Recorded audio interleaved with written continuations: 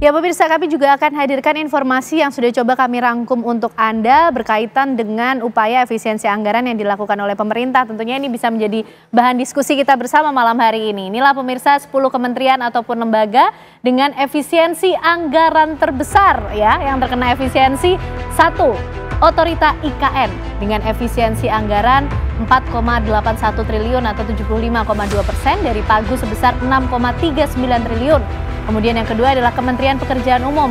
Efisiensi anggarannya mencapai 73,34%, 81,38 triliun rupiah dari sebesar pagu di awal 110,95 triliun. Kemudian yang ketiga adalah Kementerian Perumahan dan Kawasan Permukiman. Efisiensi anggarannya mencapai 3,66 triliun rupiah atau 69,4% dari pagu sebesar 5,27 triliun rupiah. Di peringkat keempat yang terkena efisiensi adalah Kementerian Pemuda dan Olahraga. Efisiensi anggaran 1,46 triliun rupiah atau 62,9% dari pagu 2,33 triliun rupiah. Kemudian berikutnya ada BNPT, Badan Nasional Penanggulangan Terorisme, 433,19 miliar efisiensinya dari pagu sebesar 626,39 miliar.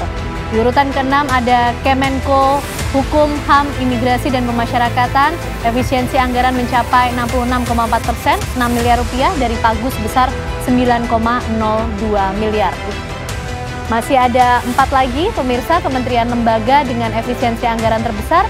Di urutan ke-7 ada Lembaga Perlindungan Saksi dan Korban (LPSK). Efisiensi anggarannya mencapai 144,5 miliar dari pagu 229,9 miliar.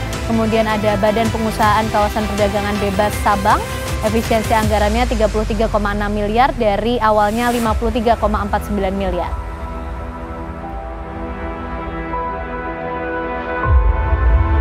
Dan di urutan ke-9 ada Kementerian Koordinator Bidang Pangan dengan efisiensi sebesar 27,6 miliar dari 44 miliar rupiah pemirsa. Dan di urutan ke-10 ada Badan Pengusahaan Kawasan Perdagangan Bebas dan Pelabuhan Bebas Batam. Efisiensi anggarannya mencapai 1,23 triliun dari pagu sebesar 1,99 triliun rupiah.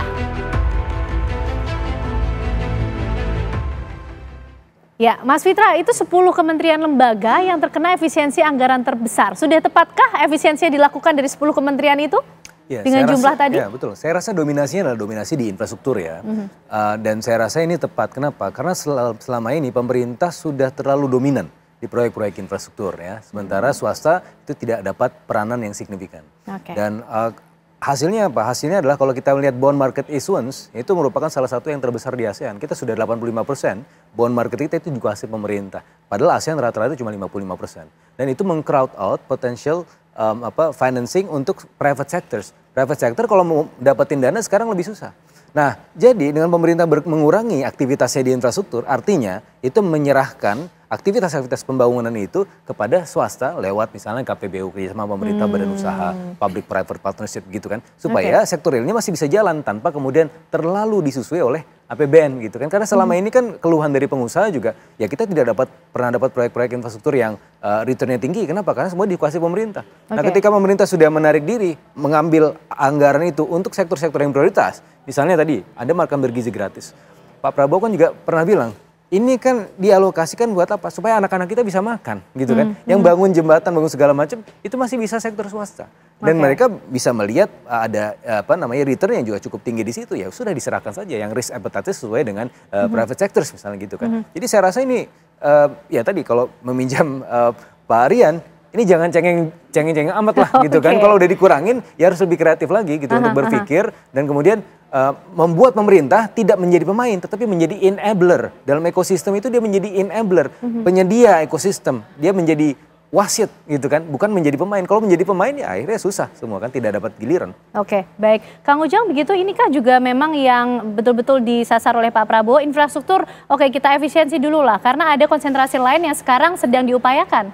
Ya, infrastruktur 10 tahun di masa Pak Jokowi sudah luar biasa ya. Maka kami yakin apa yang menjadi kebijakan Pak Prabowo sekarang mengalihkan kebijakan-kebijakan lebih kepada kepentingan publik, kepentingan rakyat menjadi prioritas. Tadi MBG, cek kesehatan gratis, gitu. Bagaimana juga banyak kebijakan lain mencabut kebijakan-kebijakan yang dulu ilegal, sekarang dicabutin. Ini menjadi penting.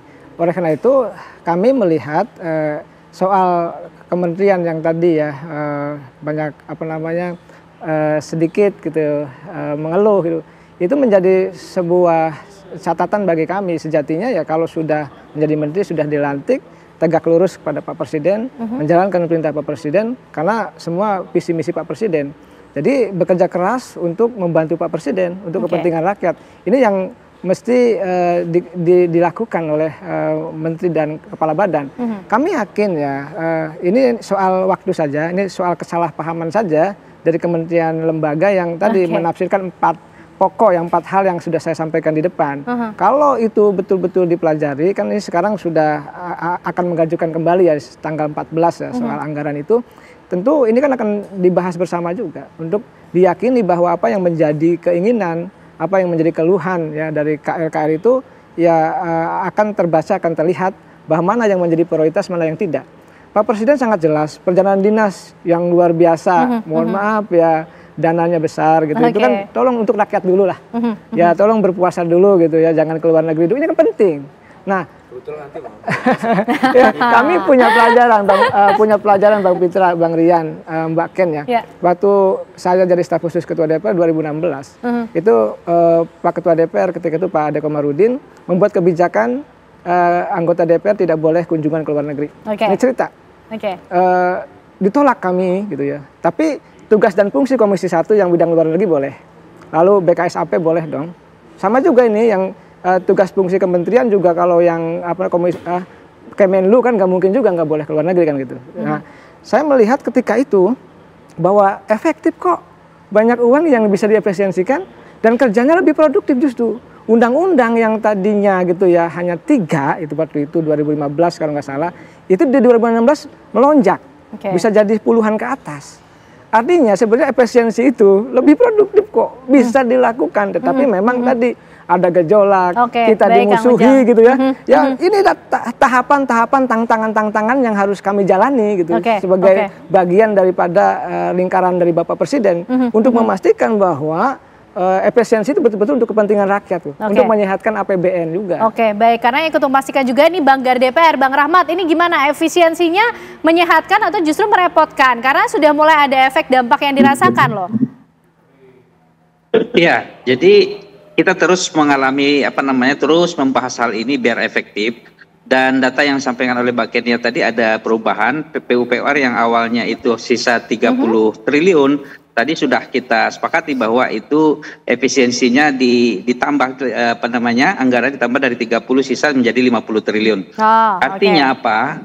Hari demi hari terus kita bahas mana yang efektif, kemudian efisien, kemudian yang mana berdampak terhadap masalah baru, itu terus kita bahas, dan semangat bagaimana cita-cita Pak Prabowo Subianto ini bisa kita wujudkan. Memang kita harus sama-sama melakukan efisiensi yang itu menyasar secara substantif gitu ya. Bukan jangan sampai kita menghilangkan 100 misalnya, tapi kita kehilangan misalnya 1000 gitu ya.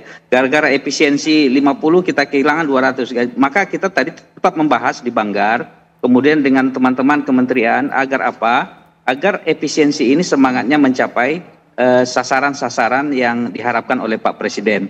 Dan sejauh ini kita lihat ini sudah beberapa kementerian lembaga sudah bisa menerima, kemudian fight bersama-sama untuk bangkit di tahun awal pertama kepemimpinan Pak Prabowo bersama Mas Gibran ini.